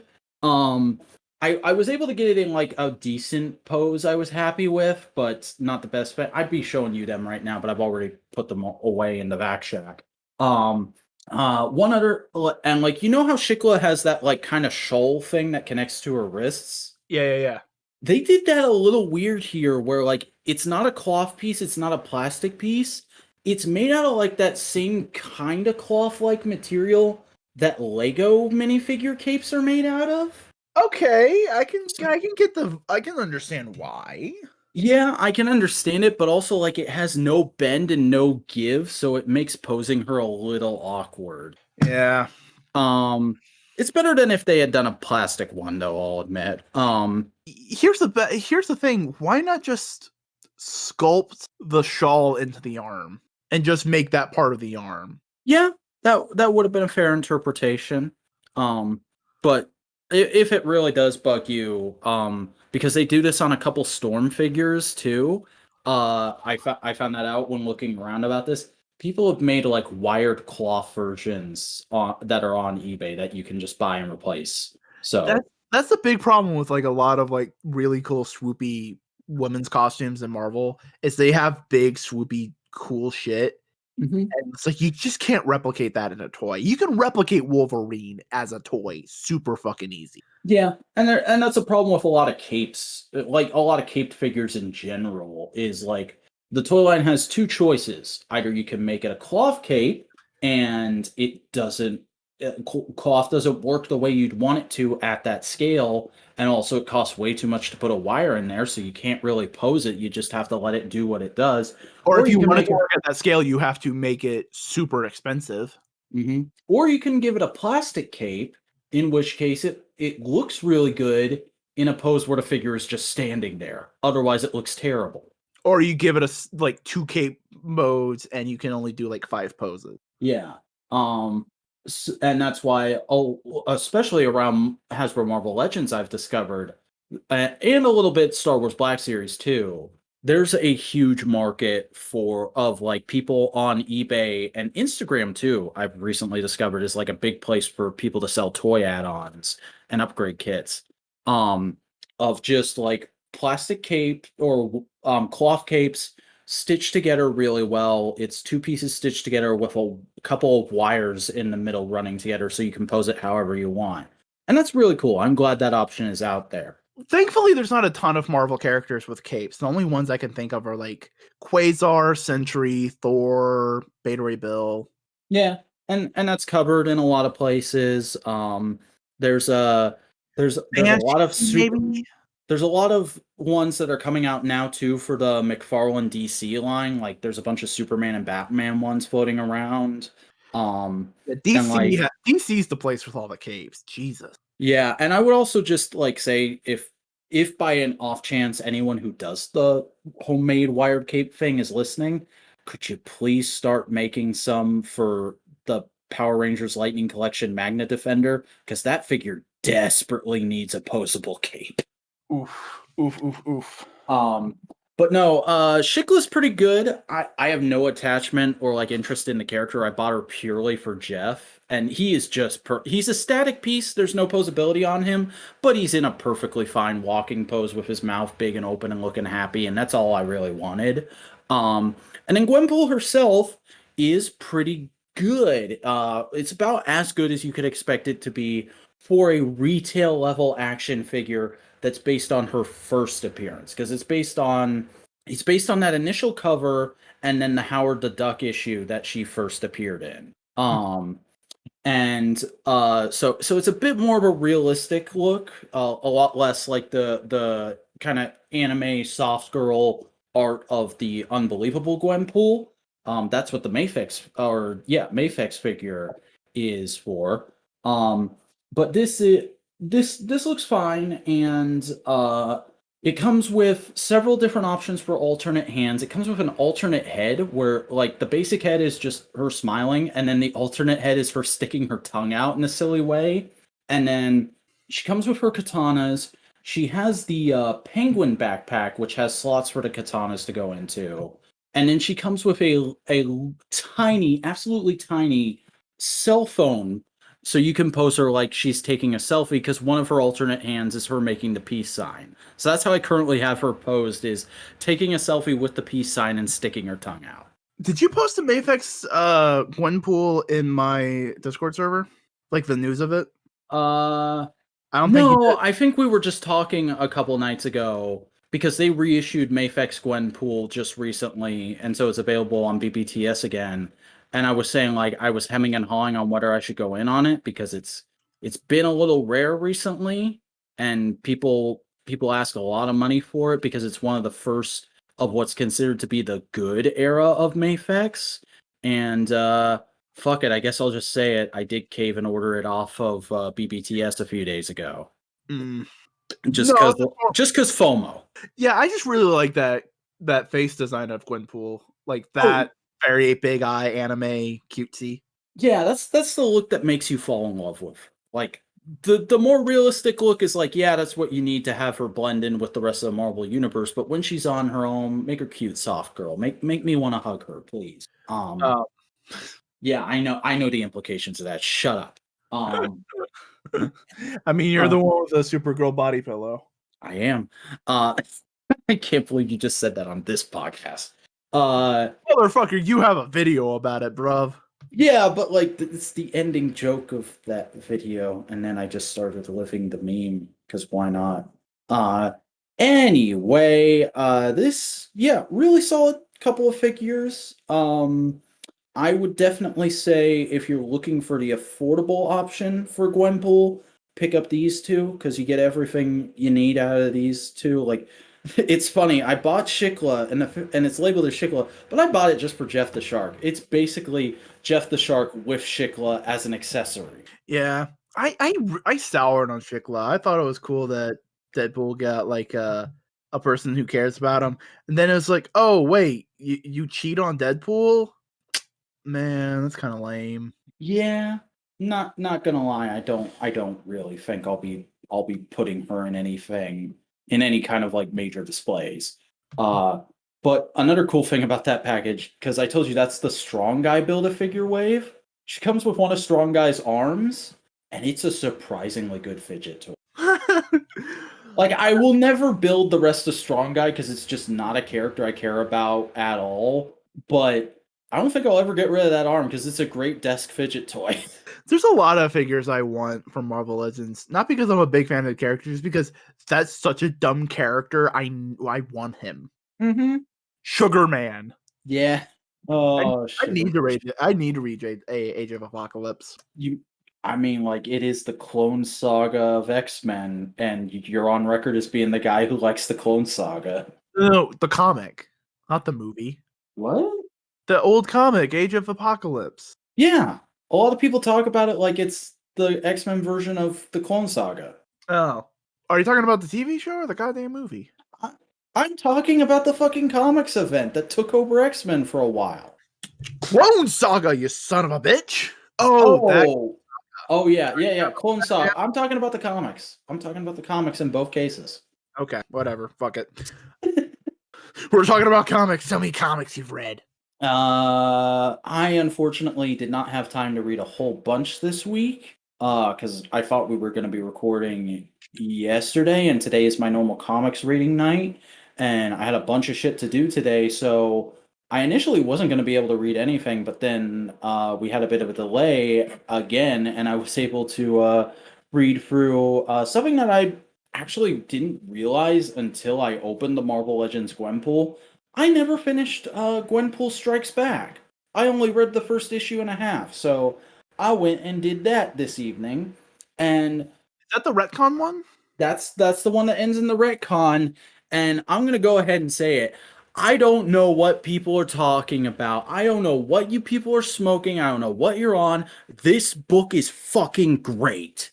I think once the series ended, that was people's consensus. I think it's just the beginning part kind of mucked with people's brains. Well, a lot of people were pissed off because the the first issue there's a joke about sexual assault with Spider-Man, and then the second issue Gwenpool flat out sexually assaults Mr. Fantastic and the Invisible Woman. And it's all played for. Gwen is the whole book is Gwen is flying off the handle because she's realized nobody has written her in a while and she may be blinking out of existence. So she's just doing whatever crazy insane bullshit for the sake of an eye-grabbing cover she can. So in the first issue, she almost unmasks Spider-Man. The second issue, she kisses Reed Richards. The third issue, I actually forgot what the third issue is, but the fourth issue, she does like a sexy pinup pose in a bikini version of her costume. The final issue, the cover. Isn't that like also an issue where she retcons her breast size? Yeah, like in the panel where she's setting up that cover, she literally goes, "Give me a D cup, artists." And like now forever, she just has a D cup. Yeah, it's fucking hilarious. And the final issue is just so great because Marvel went and licensed a photo of a cosplayer for the final issue. Great. And the whole book is just like a repeated sequence of Gwen doing crazy. Like every issue opens with her going, "Could a comic character do this?" and doing some kind of wacky bullshit that only she can do with her powers. And like going out of her way to explain things about her character and be like, "Look, here's a thing about me. Aren't I cool? Don't you want to read more of me?" And like getting more and more desperate. Like the second issue is her and Deadpool going around like the white space and the Baxter building, basically talking about like the differences between them and why she's yes, similar to him, but different enough that she should be just as interesting in her own right. Like Deadpool flat out makes a on page what's the word he uses? Like a diagram of should you read Gwenpool, and it's basically like a sequence of do you read comics? Yes. Do you like them weird? Yes. Do you like them meta? Yes. Do you like them earnest or cynical? And if you say earnest, you go to Gwenpool. If you say cynical, you go to Deadpool. And she's like, "You're being really earnest in doing this. Stop stealing my thing." I just realized, it'd be fucking amazing? Grant Morrison writing a Gwenpool story. This is basically a fucking Grant Morrison book, dude. And like it even goes out of its way to dunk on Grant Morrison at one point where in one of the could a comic character do this, like her fucking around with the universe kind of things, she brings in Christopher Hastings, the writer of Unbelievable Gwenpool, for a page and literally has him write that one page. And if you look in the credits, he did write that one page where he basically goes, "Sup everybody, I'm a giant talking cloud," because I felt I needed to make myself more in university because I felt weird about just showing up in the book. And she's like, "Yeah, you're not as cool as Grant Morrison, are you?" And he's like, "Yeah, no. But Gwen, I love you. You're kind of flying off the handle. Maybe you should get more of a hang on things." She's like, "Whatever, dude." And like there's just so much great stuff. There's like I laughed at this book so many times because of the way she's just kind of like having fun with the audience. Like in that same issue, the last two issues are she summons a bunch of Marvel characters to a private island that she creates with her powers to do like a death game type thing, and they're all like, "Why the fuck would we do that? Because I said so, and I have narrative control over the universe in this book." And they're like, "What? No, what?" And she's just like, "You're all gonna fight. Here's some video gaming contextualization." And they're like, "What if we just forfeit? Then you go to the losers lounge." And so Iron Man just forfeits to test it. And then he goes to the losers/friends lounge where all of her non-big name side characters are hanging out because she knew they would all lose, and she didn't want them to have to go through that. Like fucking I forget her exact. I think it's like Evil Eye or something, and the Professor guy who she was in MODOK with are there. Kate Bishop and America Chavez are there. Doctor Strange is there. Jeff's in there, of course. Choir is in there. And what's hilarious is in this book, or like in the Deadpool issue, there's literally a moment when Gwen is talking about her plan to kiss Reed Richards for a cover. Deadpool's like, "Wait, don't you have a boyfriend?" And she's like, "What? No!" And she turns away from him and just breaks up with Choir over text message. And then later in the book, during the Death Game thing, she pisses off the Hulk, and the Hulk starts chasing her, and Choir's just up in the Losers Lounge live streaming it. Fucking good. Yeah.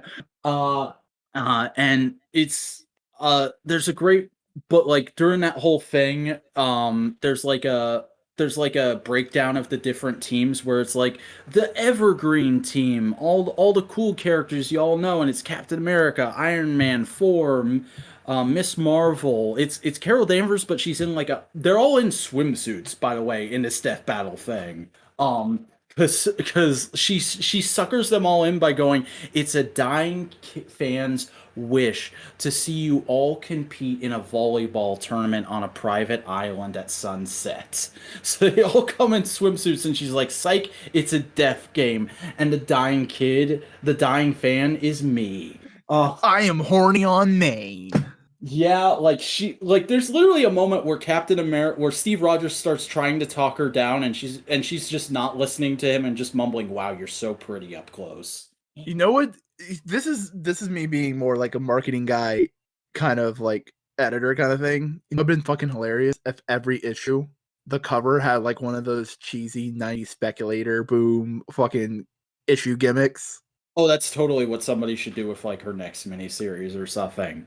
Like one of them's holofoil, one of them's like glow in the dark. There's a gold print edition. There's a silver print edition. One of them comes in a polybag with a Mr. T trading card. One of them comes in a black poly bag with a blood splattered Gwenpool logo, like the death of Superman. Yeah.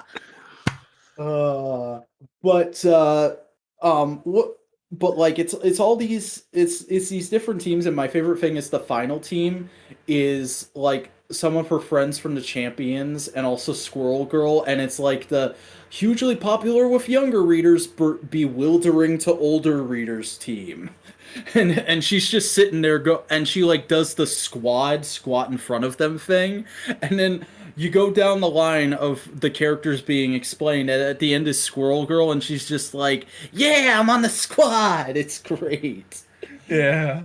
And then there's a moment later when she's explaining the death game to everyone, and Squirrel Girl goes, question? Is it a good idea to have all these cinnamon rolls fight each other?" And she's just pointing at all the members of the Champions that are there. And she's like, and Gwen goes like, "Nah, probably not. Okay, we all forfeit." And they start teleporting away. And she's like, "All right, bye. Nice meeting you, Dorian. Join my Minecraft server sometime."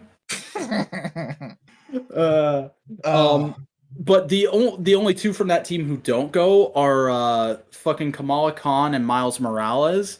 And later on, while everybody's actually having the death game thing, because she gets them all to do it, I forget how exactly, but she does get them all to start fighting.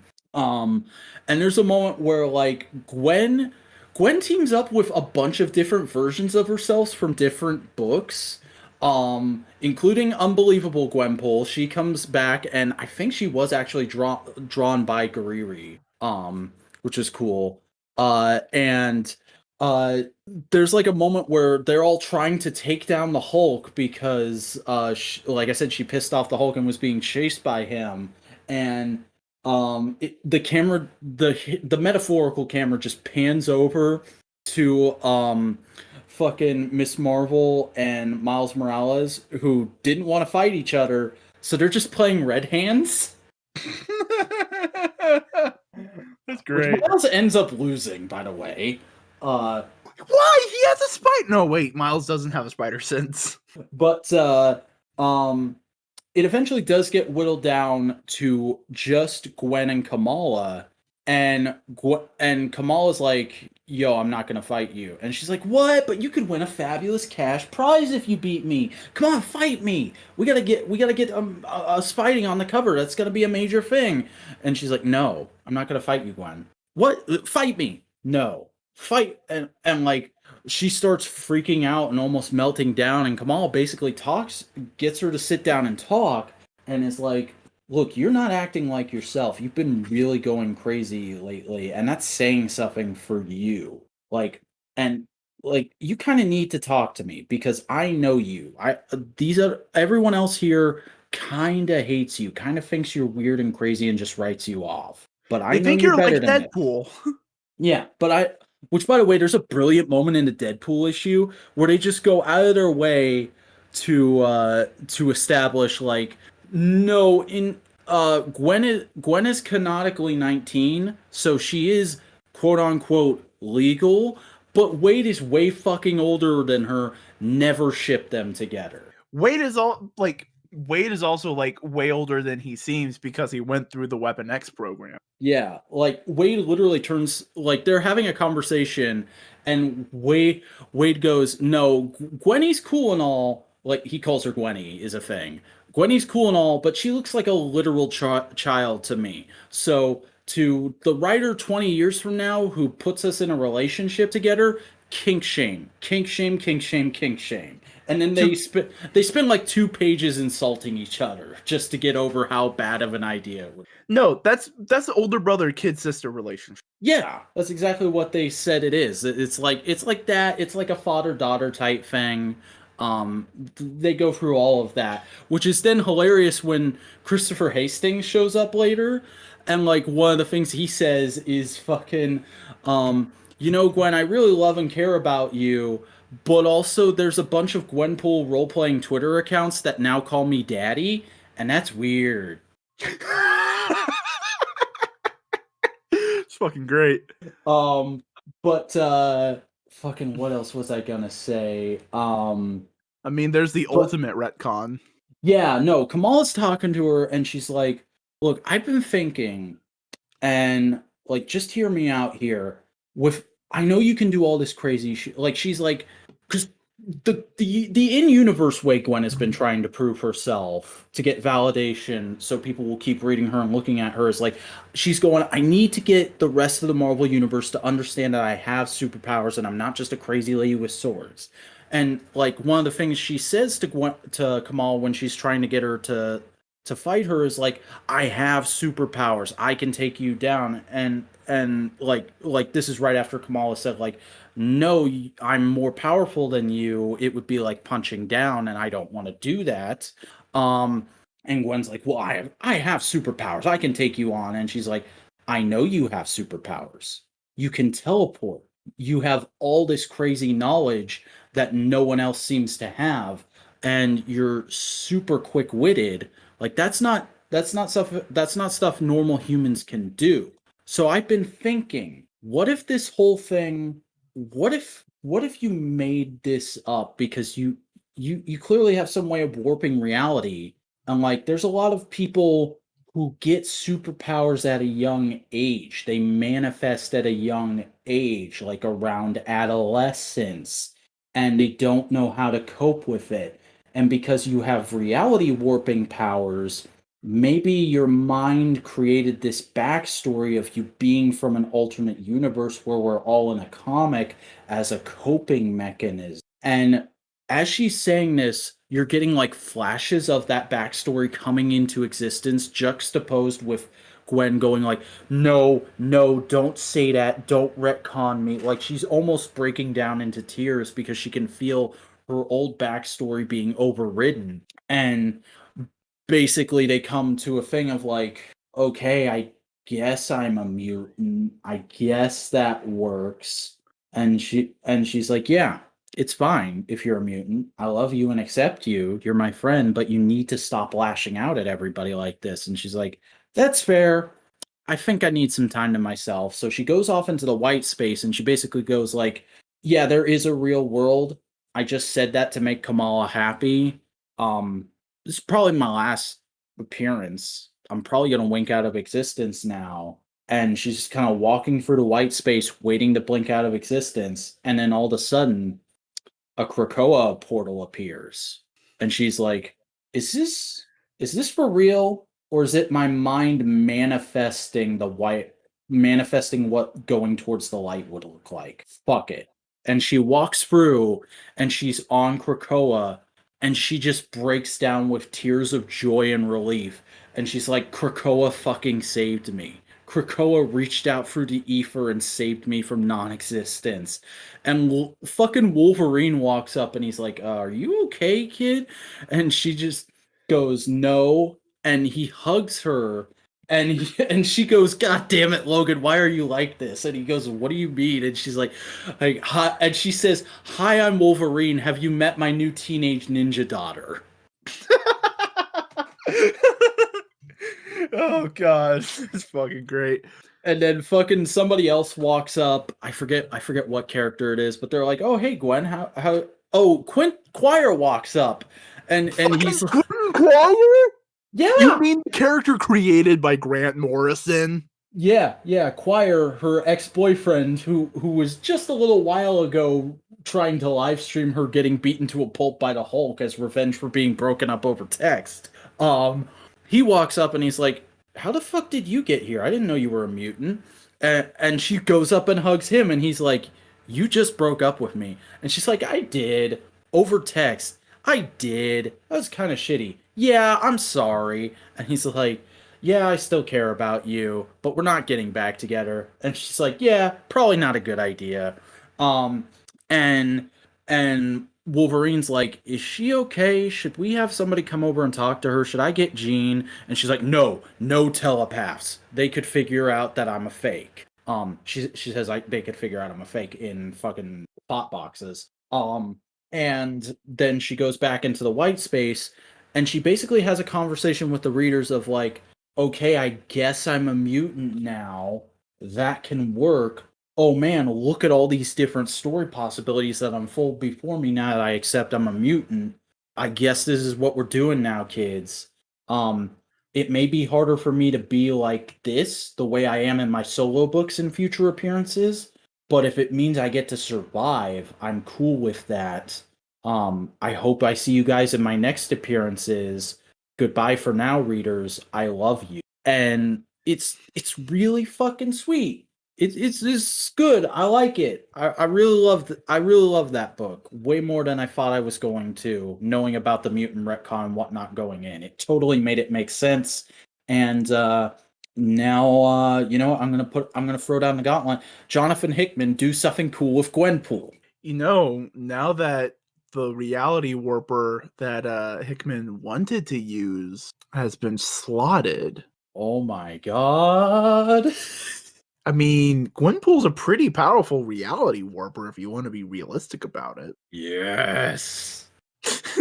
I could see it happening. What if Hickman just fucking rewrites the history of the Marvel Universe, and now at the end of the universe it's Gwenpool who becomes the new Galactus? God damn. That's a fucking what if right there. Yeah. But yeah, no, I fucking love that retcon just because it's also like a meta commentary of the fact that like X-Men always survive. Yeah. There will always be an X-Men book. There will always be mutants in the Marvel universe. Fuck corporate people going like, and humans. Yeah. It's kind of it is unrelated to the Gwenpool stuff, but it is just like a stamp of like, nah, fuck all that bullshit. X-Men, mutants, they're dope. Definitely. But actually, real quick, speaking about What If, they've rebooted What If in the comics. Yeah, there's a new What If series going on right now. Cool. I hadn't heard about that. That's really cool. Guess who's doing the first mini? Donny Cates. Chip Zdarsky. Oh, yeah. What is it? Tell me. What if Spider-Man kept the symbiote suit? Yes. How has that not been done before? It's been done before, but it's his version of it. Oh, hell yeah. And it's a 5-issue miniseries, and they've turned What If into basically a Marvel imprint. Mm. Marvel's doing Elseworlds. Marvel's just doing Elseworlds. Hey, DC, bring back Elseworlds. DC, bring back Elseworlds. DC's been trying to do everything Elseworlds, but do Elseworlds. Low-key, haha. One of the first things I read when I was getting into one of the first current things I read when I was getting into comics was the last real Elseworlds book, Superman Last Family of Krypton. And it wasn't like a great story, but it was a really cool concept that they did just about everything they could with. Have you heard about that book? No, what is it? It's what if Jor-El and Lara went to Earth with Kal-El? Ooh, that's interesting. Mm-hmm. It's fucking awesome because it's like, oh, they get there and Jor-El basically mentors Lex Luthor, tries to make him be a good boy, and he still sends Kal-El to be with the Kents because he's like, you need a good solid upbringing if you're gonna be a good man. I can't give you that. And fucking Lara has 2 more kids, one more with Jor-El and one more with another guy, and she writes basically the Christian Bible, but for Kryptonian religions, and it's like a New York Times bestseller for years. Oh, it's so fucking interesting. Do like Jor-El and Superman's mom get divorced or something? No, I think it was literally just they wanted to see if Kryptonians and humans could reproduce together. All right, cool. Superman's parents are swingers. Hell yeah. And like full disclosure, I've only read this book once, so I might be misremembering some things. Yeah, it's very possible. We're not perfect beings. Yeah. I just don't want somebody to go in the comments and go like, they only had 1 more kid or something like that. Right. Or do go in the comments and correct us because algorithm. Yeah. Helps out our YouTube optics. Hey, did you read anything this week? I did. I read the first issue of the new What If, which is Spider-Man's Spider's Shadow. Cool. That's the name of it. It's really interesting because it's definitively 1980s black suit Spider-Man. Like he's dealing with Hobgoblin. Hell yeah. And like the first issue his first issue is basically like, here's Spider-Man with the alien symbiote. Here's the life he's doing. And eventually he does do the whole go to Reed Richards, see what's up. And Reed goes like, yeah, no, it's alive. It's an alien. And Spider-Man gives like a really fucking good, like non-bullshit reason to keep the suit. It's like, the alien's alive and sentient, and it chose me. It's wrong to keep this in a cage. It wants to be out there. It has done nothing wrong so far, and it wants to be with me. I mean, it makes sense to do that now that we've retconned the symbiote into being a good person and being its own thing. Yeah. But I definitely feel like this version of the symbiote is the one that was in the 90s. Not the one we have now. If you know what I mean. All that character development hasn't happened yet. And it's also a what if. So it can be whatever. Also the new What If logo is fucking sick. Hold on. Can I get a good version of it? No. So let's do this. I am doing the Googling on an audio podcast. While you're doing that, one other thing I would like to say about Gwenpool Strikes Back that I forgot until I was going over some panels again just now. They make a really cool slight change to Gwen's costume in this book. You know how her costume is basically a swimsuit but with sleeves? Yeah. They gave her hot pants. That's nice. Lady superheroes and hot pants and wrestlers, hot pants, fucking sick ass shit. Mm-hmm. And like, she debuted with the swimsuit look. It's always going to be the classic iconic look. I like it, but like honestly, I kind of prefer the hot pants thing because it makes it look more like a legit superhero costume. And she's always going to have the swimsuit association because that's what the cover was. Mm-hmm. But that's the new What If logo. Oh, dude, that looks like some X-Files shit. I love it. It's great. But yeah, I read the first issue of the new What If. It seems more like it's going to be more of an imprint, less an ongoing series, which is good.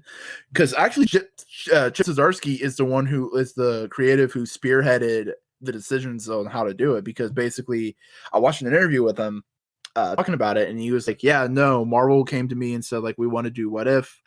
what do you think? And he basically laid out all the reasons What If never really got off the ground as like an independent brand in Marvel, other than for Marvel fans, which is you need to give stories more time to breathe because they were all single issue stories, and the names of those stories were bullshit because they didn't have names. They just had What If, the context of the story. So he's like the head of What If in the same way Hickman is the head of X. I don't know if it's exactly like that, but he is involved in it to an extent. That's cool. Good for him. Yeah. And I mean, basically he says, yeah, we just want to make dope ass Marvel stories that are kind of like timeless paperbacks that you can just pick up. Yeah, because Marvel definitely needs more of those evergreen paperbacks. Because like the ones Marvel does have, you still need some context for. Yeah, like Spider-Man Life Story is amazing, but you kind of need to know a little bit about each era of Spider-Man. And it does give you enough context you can enjoy it if you don't know everything. Mm-hmm. And like, I don't know, that's just the thing. Hawks and Pox can kind of fit in there, but not really. No, like Days of Future Past is the one X-Men story I'd say that's really like that. And that's only 2 issues. Mm-hmm. Season 1 also kind of has that to an extent, but that story's basically been buried at this point. Yeah. I'd say Kraven's Last Hunt fits the mold. Yeah, you need a little bit of context for 80s Spider-Man, but not a lot. Yeah, but like it ruins the book for you. Sentry, this original Sentry miniseries, like, oh. Yeah. But like there's not a lot for big evergreen characters. Like, I can't really think of one for Captain America. Iron Man kind of has Demon in a Bottle, but Demon in a Bottle isn't really what a lot of people think it is. No, it's very much of the time comic writing, which is a little mini adventure every issue with a small ongoing story in the background. Mm-hmm. And it just so happens that the small ongoing story in the background is alcoholism. Mm-hmm. Like same thing with Armor Wars. The closest thing I think Iron Man has is Extremis. Oh yeah, no, Extremis is evergreen. I will die on that hill. Extremis can hold up in that way. Mm-hmm. But in the same way, it's also very much its own thing. Like, I don't think it's really representative of Iron Man comics in general. It's just a very good Iron Man story. Yeah, it's very much in that vein. Maybe Frank Miller's Daredevil Born Again. Maybe more like Man Without Fear. That's what I was talking about. Man Without Fear. The one where all that shit happens. Frank Miller, Chris Claremont, Wolverine. I haven't read that, so I can't comment on that. That's the Wolverine goes to Japan, becomes a samurai story. That's Konichiwa Bakagaijins. Yeah. Silver Surfer Parable. Yeah.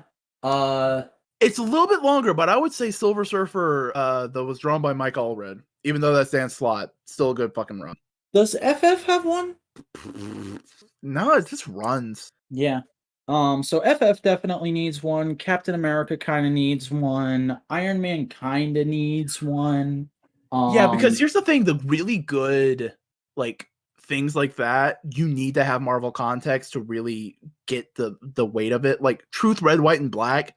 That's fucking beautiful and wonderful piece of work. You need to know fucking Marvel and American history to fully get it and understand and appreciate it. Funnily enough, I would say Ant-Man definitely has a couple at this point. Like the recent mini-series. Like it's not my perfect Ant-Man book, but it's a very solid Ant-Man book that you could hand to someone and just be like, this is what Scott Lang is kind of like in the comics. Yeah.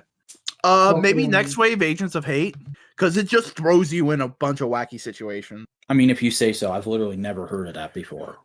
You know what? You know what's a good one? Deadpool versus Punisher. Deadpool kills the Marvel Universe. Yeah, those two. That's one a lot of people go to. But like, there's that, and then like we World talk War about Hulk, Planet Hulk. Planet Hulk. But we talk about that. We talk about how like every character needs a few big evergreen books.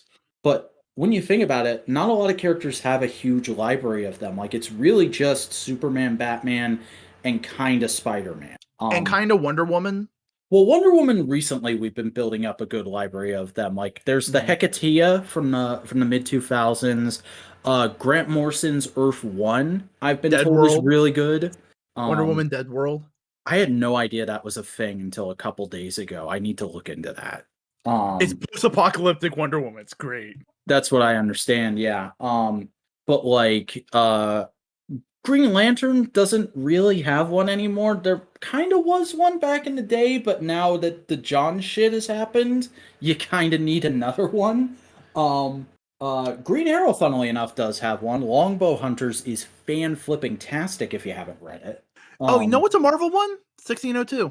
But is that like really representative of the Marvel universe? No, but it is a good evergreen universe? story. It is like, hey, it's just a cool story anybody can get into. That's fair. And you know, I gotta go here. Unfortunately, Supergirl doesn't really have one. Like I always say like the New 52 run is the best Supergirl story, but like, yeah, that's like 6 or 7 volumes. Yeah. Hopefully Tom King is about to give us one. Hopefully, I'm crossing my fingers. Oh yeah, Visions. The Visions is a fucking evergreen title. Definitely. God Loves, Man Kills. Yeah, I've never read that, you know. You've seen it. You've seen the story. It's the fucking Striker one. Uh-huh. I've been told it's inspired by a lot of things. By the way, for anybody in the comments who's about to come at me with Supergirl being super as a good evergreen Supergirl story, I don't like that book very much. It's not a Supergirl story, but it does feel like an evergreen kind of Superman, Batman, Supergirl story. What about the second arc of Superman, Batman? Her post-crisis origin, you mean? Yeah. Where she kind of becomes a bad girl on Apocalypse for a bit. It's good, but it really hasn't aged well. Okay. Like I recently rewatched the animated movie that they adapted that from, and there's things in that I cringe at so. Okay, it's gonna be long, but once it's done, Immortal Hulk. Probably. But that's a lot of talk about evergreen books, which there should always be in comics. Indie books. Reading recommendations, everybody. You have reading recommendations now. A long list of them. But I did read one other book. I read the next issue of Guardians of the Galaxy by Al Ewing. Oh, cool. Where it's basically setting up the new status quo for Guardians, where the galaxy is kind of in trouble. It doesn't have any genuine power structures. There's no Nova Corps or whatever.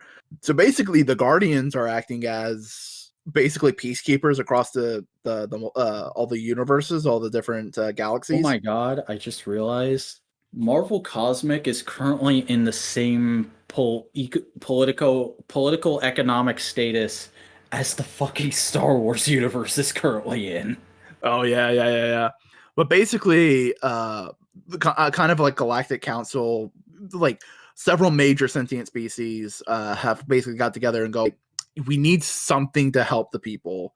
And so the Guardians of the Galaxy are kind of filling that void, and they have like a big roster team. So you can fill in different people. So there's Star-Lord, Rocket, Groot, the ones you want, Drax. There's also the ones that are kind of cool, like Alternate Universe, Moondragon, and Captain Marvel. There's Marvel Boy. There's Hercules. Super Skrull is kind of like the guy in the chair, which is just great because there's this giant screen and he has giant thing hands poking the screen, going like, guys, we need you here and you need to do this. And Hulkling's out there. He's helping them out. So is Wiccan. Kohler frickin' reaching his final form of just being Justice League Unlimited Martian Manhunter. Oh yeah, no, he's dope in this. I enjoy him. He's fun. But it has a bunch of different things, and basically the story is like, oh no, big trouble on the Kree homeworld. We need to solve it. Oh, but there's this whole other problem on this other thing. Oh no, what's happening? We need to solve this problem and solve this big superhero kind of stuff. Yeah. And the Super Skrull basically goes like, we need you on the Kree's homeworld. You need to get there now. And Nova basically goes, bitch, we're superheroes. We go where we're needed. We are not an army. We are not this. We are superheroes. We do not get ordered to do things. And then Super Skrull goes like, but I see where you are. You are heading to the Kree homeworld. And he's like, yeah, they need help. I'm not gonna not help them. But you need to learn that lesson. You need to understand that it's not just like you tell us where to go and we go, aye, aye, sir. We're superheroes. Got it? So they're trying to set up that like understanding. The problem, they win the day, woohoo. But then like, hold on, give me a second so I can load up the issue so I can tell you exactly what happens, because goddamn, was it the biggest fucking dick move in comics in a long while. And I don't mean big dick as like, oh, asshole. Big dick as in this motherfucker has big ass dick. So just give me a second with the internet because I'm probably fading in and out right now. Oh, that's really cool. Okay, real quick. We're on issue 13 of this new run of Guardians of the Galaxy, but they made the legacy number bigger than the current run number. I like that. That's good. Nice. You know what the legacy number is, right? Oh yeah. That came into being like just before I stopped reading current last time. Yeah. I really appreciate by the way, that. I think is fucking great. I think every company should do that now. It's such a simple thing. It's like, I love it because it's just like, it recognizes the continuity, but recognizes, yeah, the smaller numbers make it easier for people to understand what to get, you know? Yeah, I have like two big things about comics, which is that legacy numbers should be a thing in every company. And also, if a book has a major creative team change, like this is the new creative team going forward, here's a new writer and a new artist, go ahead and restart the numbering right there. Yep. But basically they're on the Kree homeworld. Moondragon's doing some psychic shit to figure out what's going on. But they had to study the Kree, blah blah blah, that kind of stuff.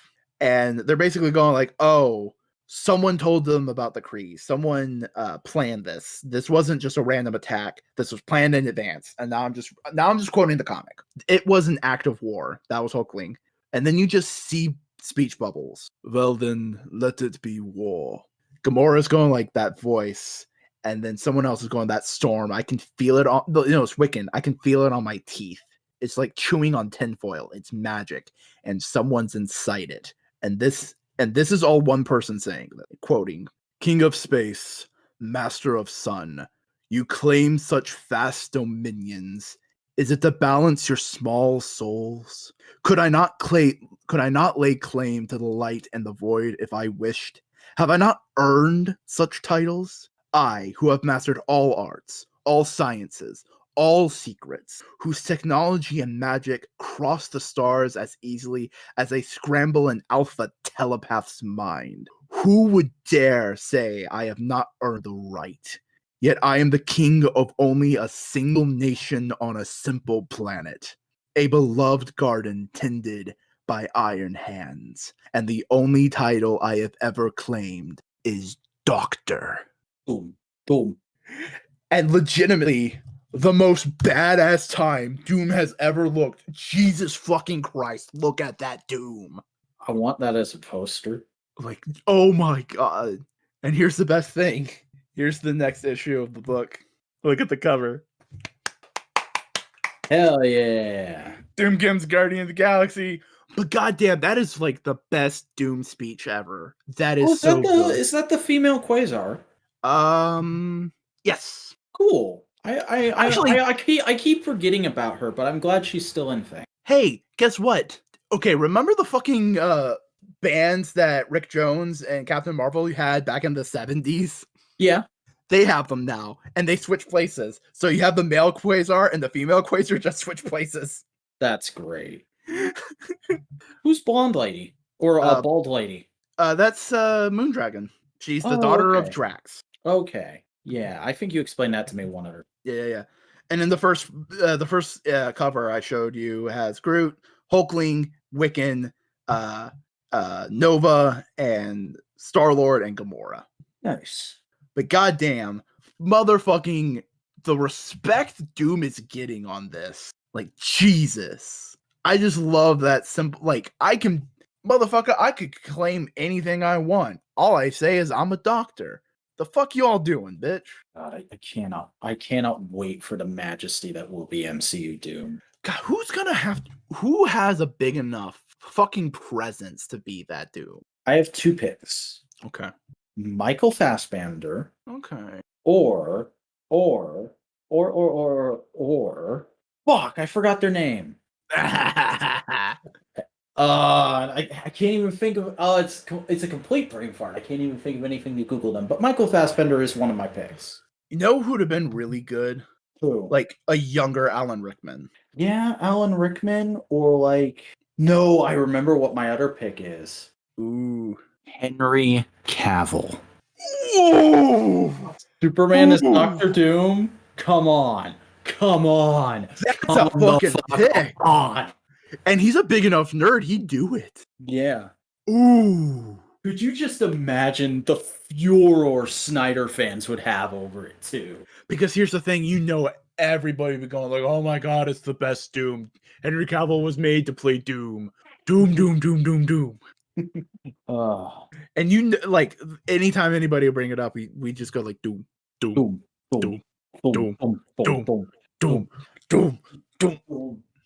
YouTube.com/beatmask. Yeah. Doom does not care for your petty Superman. Like literally like in the fictional context of it, one of the worst things about T'Challa's actor dying is that we'll never get the fucking Black Panther sequel of Wakanda versus man, I'm blanking on shit now. What's the name of Doom's country? Latveria. Yeah, because that was the thing a lot of people were theorizing is the way you get Doctor Doom into this continuity is Black Panther 2 is just Wakanda versus Latveria. Like, here's the thing. I much prefer just Doom versus Panther because, like, Black Panther wouldn't put his country at war for the pettiness of one man. And Dr. Doom goes like, the fuck my people are gonna do? They don't know jack and shit. I'm the power here. Yeah. No, I still think the theory that Sokovia is gonna kind of be restructured into Latveria. Oh my god. If they do the Thunderbolts / Dark Avengers thing, just imagine Zemo flying off the handle and being like, fuck this guy for wiping away my country's history. What? Your country only exists because you killed and decimated the Romani people that lived there. Because remember, Dr. Doom was Romani. Yep. Oh man, that'd be an amazing scene. Just those like goddamn. Now I have to see Henry Cavill as Dr. Doom. I'm sorry. Fuck me, man. But I don't think there's much left to talk about. No, that's pretty much everything. So why don't you give the people what they want? Your social media credentials. Do they really want that? Okay. Hi everybody, I'm the Vacuuminator. I make videos on this place called YouTube, or a place called YouTube if you're listening to this on an alternate means. I am available for my backlog because I'm currently on hiatus. It's at youtube.com/thevacuuminator, which is spelled TheVacuuminator. I'm also on social media, Twitter at the Vacuuminator and Instagram _Vacuuminator. That's all I feel like doing. Hell yeah. Hey, howdy, folks. I'm Chris Boingo Writer Gaston. I make video essays and editorials on YouTube. You can find me at Boingo Writer. You can also find me on Instagram and Twitter at Boingo_Writer. And you can join my Discord server. A link to that is in the description. And as always, if you enjoy this podcast and the other podcasts created by Modular Media, including Twit and MMWP, you can always subscribe to the YouTube channel and follow us there. You can leave a like, you can leave a comment, you can favorite it, you can put it in a playlist, you can tell your friends about it, you can engagement. But as always, this was Modular Media's No-Prize Podcast. Do you have any final words to say on this episode, Vac?